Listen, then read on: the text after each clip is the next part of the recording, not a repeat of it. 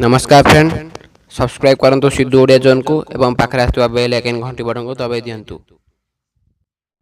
आपण अधिकांश समय देखिथिबे कि जेतेबेले कि केही लोके डरी थांती तो हनुमान चालीसार पाठ करिथांती एवं हनुमानकर नाम आपे आपे तांको पार्टी रे आसी थाए।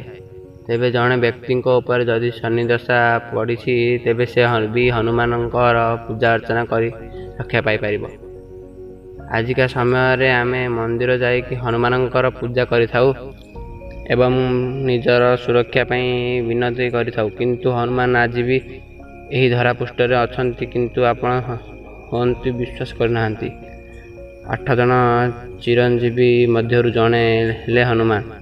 कौनसी एक श्लोक रे तो नाही, महाभारत और रामायण रे भी हनुमानकर अमरत्व संपर्क रे अनेक कथार उल्लेख रही, जो द्रोणाचार्यंकर पुत्र अश्वत्थामा, प्रह्लाद ओ पवन पुत्र बाली, महाभारत राजगुरु कृपाचार्य विष्णु भगवान का षष्ठ अवतार परशुराम, रावणर भाई विभीषण, मार्कंडेय और महाभारत देव व्यासंकर नाम मध्य उल्लेख रही। प्रमाण जेबे जेबे भगवान मानव रूपे धरा पृष्ठ जन्म नहीं थांती तो से माने शरीर को पुण्य त्याग करथांती।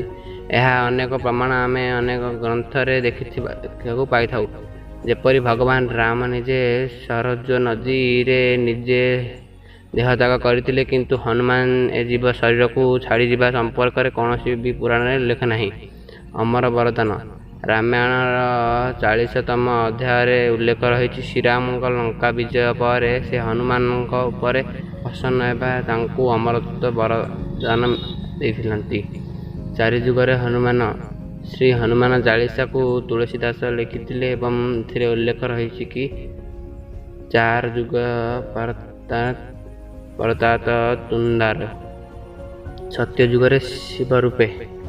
हनुमान चालीसा रे यह उल्लेख रही कि शंकर सुबन अर्थात शिवंकर स्वरूप। त्रेतया जुगरे हनुमान रूप, त्रेतया रे भगवान विष्णु राम अवतार और महादेव हनुमान अवतार रे धरा पृष्ठ रे अवतारित होइथिले। द्वापर रे भीम, महाभारत रे भी भीम हनुमान संपर्क कीर्ति अनेक उच्चाल पूर्ण घटना संपर्क रे रही पड़िबाकू पाउछंती। कलिजुग श्री मद भगवान